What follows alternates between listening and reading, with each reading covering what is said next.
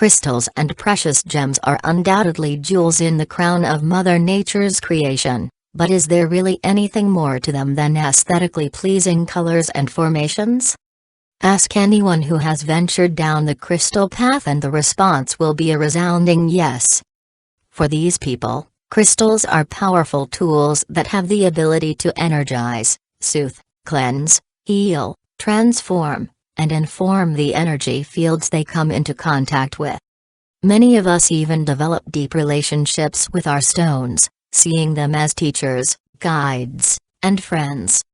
But for the more skeptical and less sensitive among us, the metaphysical properties of gems probably seem as though they should sit on the shelf next to magic beans, sea monkeys, and penis enlargement creams.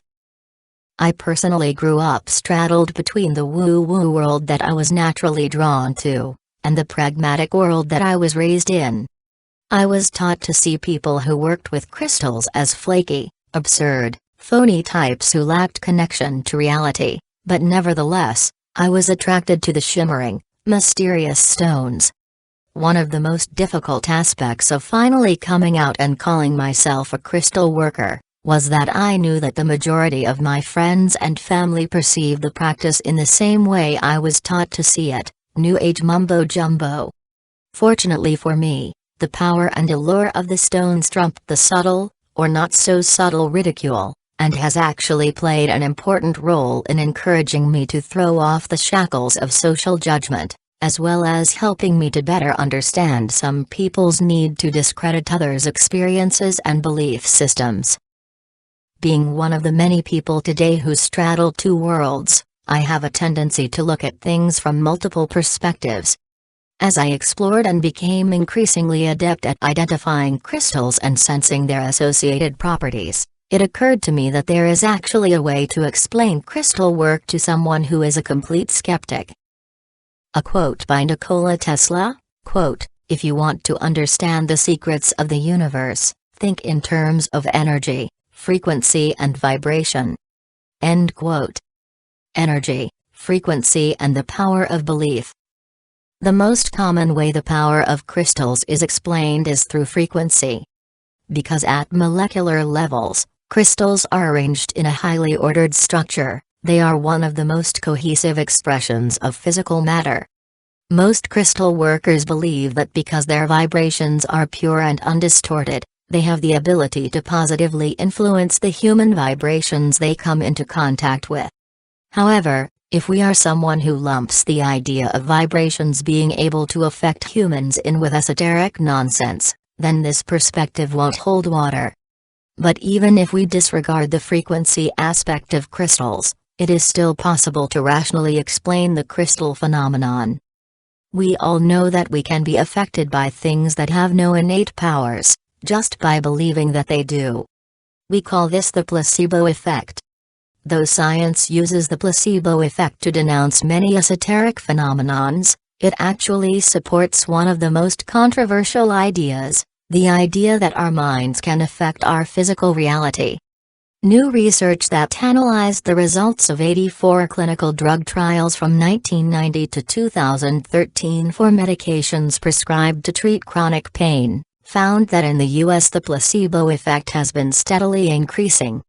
By 2013, patients receiving just placebos remarkably experienced on average a 30% decrease in pain levels. This demonstrates that belief can be a powerful key that allows us to unlock mental states and abilities that we might not otherwise be able to access.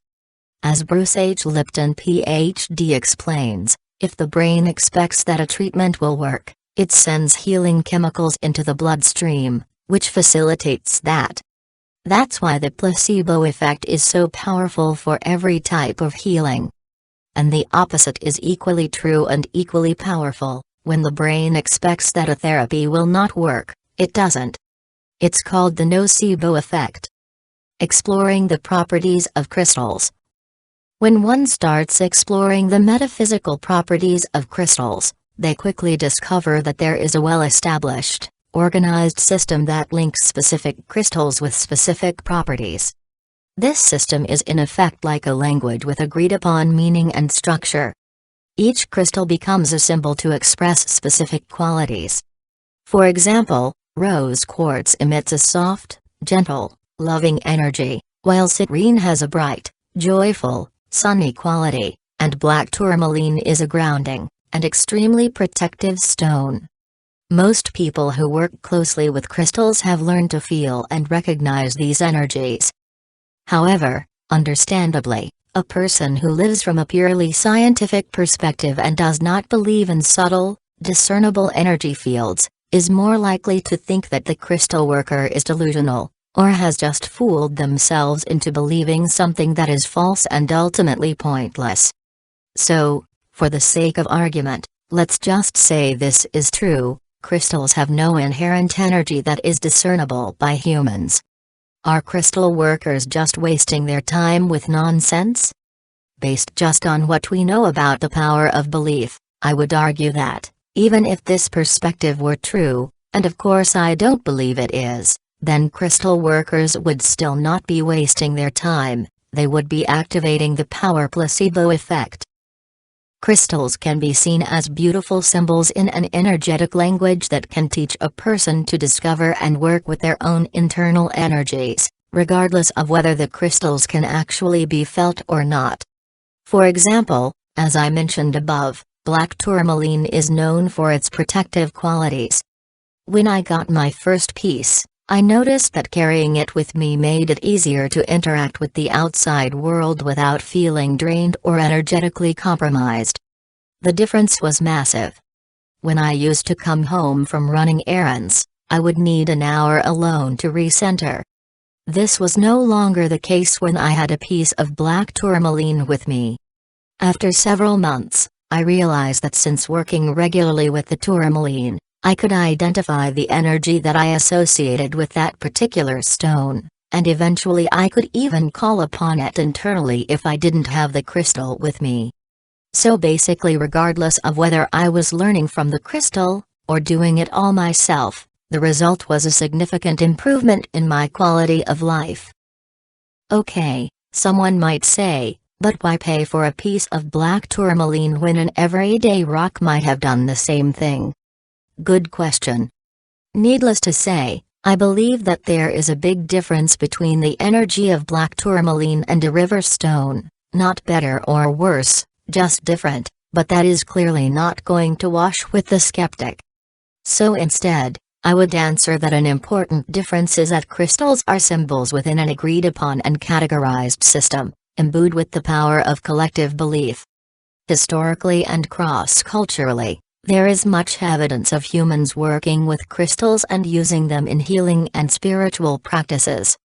This lore, over time, has been compiled and expounded upon by other avid crystal aficionados, culminating in a coherent system that can be adopted by anyone venturing into the community.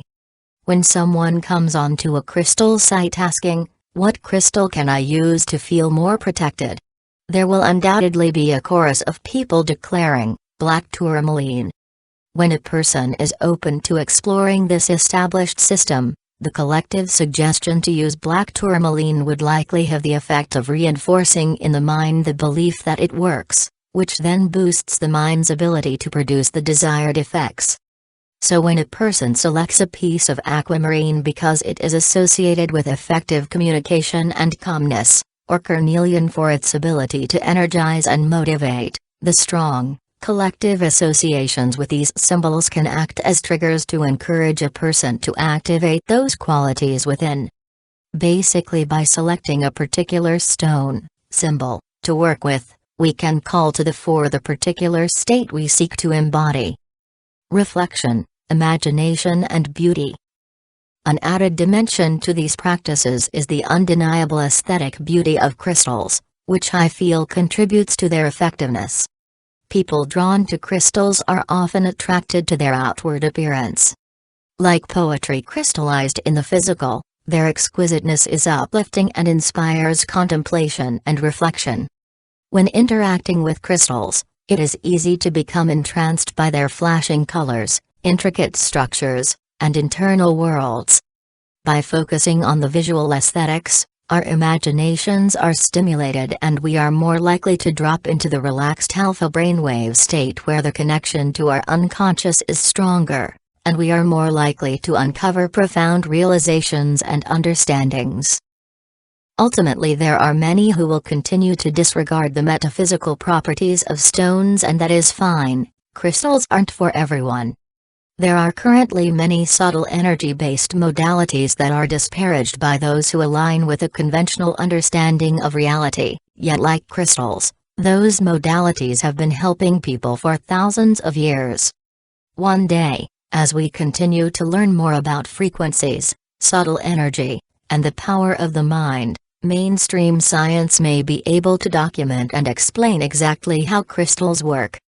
But for those of us who are fortunate enough to have the ability to sense crystal energy now, enjoy this enchanting way to grow and heal, and don't let anyone's derision affect your passion. There is so much variety in terms of humans and the way we see and experience the world, and the more we can embrace what feels right and true for us, without allowing the experiences and worldviews of others to cloud or diminish our own reality, the more vibrant and potent our own experiences will be. A quote by Sylvia Hartman, quote, "Energy work is priceless. It makes every day extraordinary and transforms the mundane to the holy." End quote.